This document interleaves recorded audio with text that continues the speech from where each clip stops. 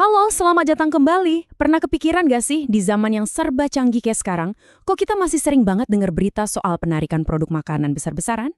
Nah, hari ini kita bakal bedah tuntas sebuah cetak biru dari FDA Amerika Serikat yang benar-benar mau merevolusi keamanan pangan pakai teknologi abad ke-21. Oke, yuk kita langsung bahas lebih dalam. Nah, ini dia pertanyaan utamanya. Dengan semua kemajuan teknologi yang ada, kenapa ya masalah kayak selada yang terkontaminasi atau wabah salmonella itu masih aja jadi headline? Jawabannya mungkin agak bikin kaget. Ini bukan karena kita kekurangan teknologi canggih, tapi justru karena sesuatu yang bisa dibilang sangat kuno, yaitu kertas.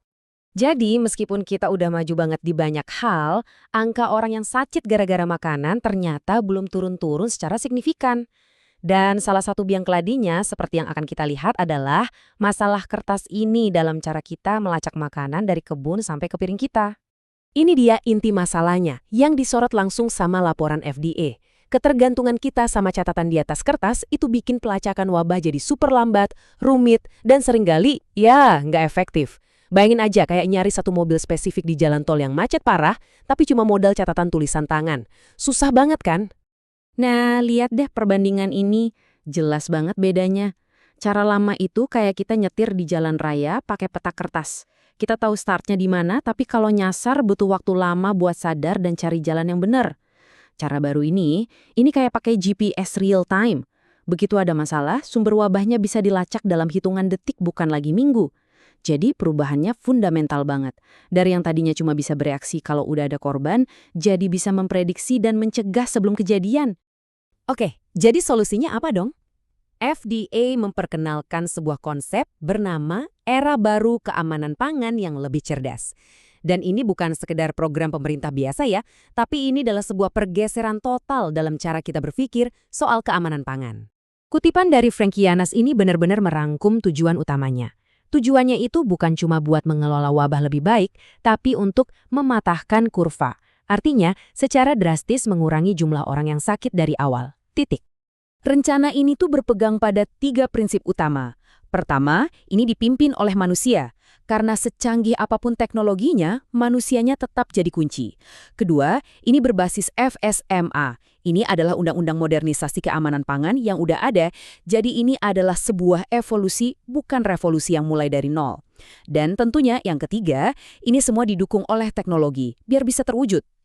Sekarang kita masuk ke bagian intinya nih, gimana cara mewujudkannya? Nah, rencana ini berdiri di atas 4 pilar utama yang dirancang untuk mengatasi masalah ini dari semua sisi. Dan di slide ini, kita bisa lihat visualnya dengan jelas. Diagram ini menunjukkan keempat pilar itu, keterlacakan berbasis teknologi, alat dan pendekatan yang lebih cerdas, model bisnis baru, dan yang terakhir, budaya keamanan pangan. Sekarang, yuk kita kupas satu persatu. Pilar yang pertama dan paling fundamental, ini adalah fondasi dari keseluruhan rencana ini, yaitu keterlacakan berbasis teknologi. Tujuannya simple tapi powerful, bikin sebuah sistem digital yang nyambung dari hulu ke hilir. Coba bayangin, rantai pasokan makanan kita punya semacam sistem saraf digital. Jadi kalau ada masalah, misalnya ada E. coli di bayam, sistem bisa langsung nunjuk, oh bayam ini dari ladang A dalam sekejap. Penarikan produk pun jadi bisa super cepat dan tepat sasaran. Elemen kedua ini membawa kita selangkah lebih maju. Dari yang tadinya cuma melacak masalah, sekarang kita berusaha untuk mencegahnya dengan alat dan pendekatan yang jauh lebih cerdas.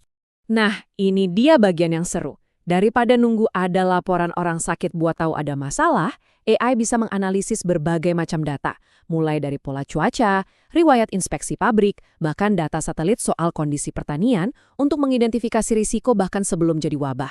Ini tuh ibaratnya kita punya bola kristal yang bisa meramal masa depan ancaman keamanan pangan. Selanjutnya, rencana ini sadar banget kalau cara kita belanja makanan itu udah berubah total dan berubahnya cepet banget. Dulu kan perjalanan makanan itu selesai di supermarket. Sekarang, makanan diantar langsung sampai depan pintu rumah kita. Nah, elemen ini memastikan kalau meal terakhir dari perjalanan makanan itu tetap aman. Jadi hal-hal krusial kayak kontrol suhu selama pengiriman dan pencegahan kontaminasi silang itu benar-benar diperhatikan. Dan ini penting banget, coba lihat angka ini. 31% rumah tangga di ES itu udah pakai layanan belanja online selama periode survei tahun 2020. Dan angka itu pasti sekarang udah jauh lebih tinggi. Ini menunjukkan betapa mendesaknya aturan main ini harus diupdate. Oke, elemen terakhir ini bisa dibilang yang paling penting dari semuanya.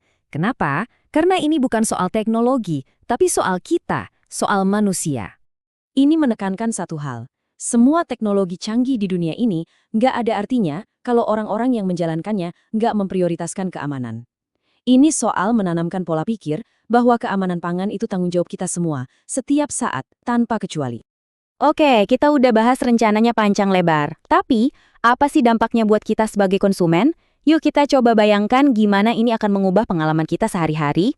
Coba deh bayangin ini. Anda lagi di supermarket.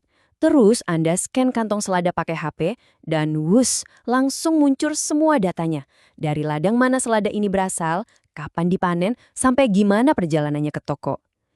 Ini bukan fiksi ilmiah loh, ini adalah level transparansi yang mau dicapai.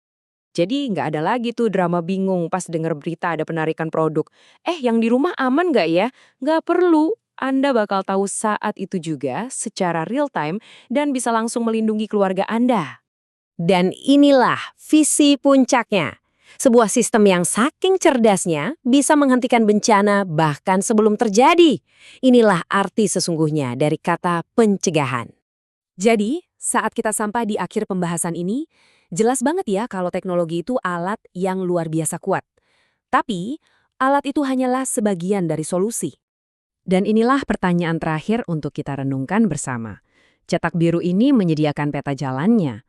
Tapi keberhasilannya itu nggak cuma bergantung sama FDA atau perusahaan besar, tapi bergantung pada kita semua. Apakah kita semua siap menjadikan keamanan pangan sebagai nilai bersama? Gimana menurut Anda? Terima kasih sudah menyimak.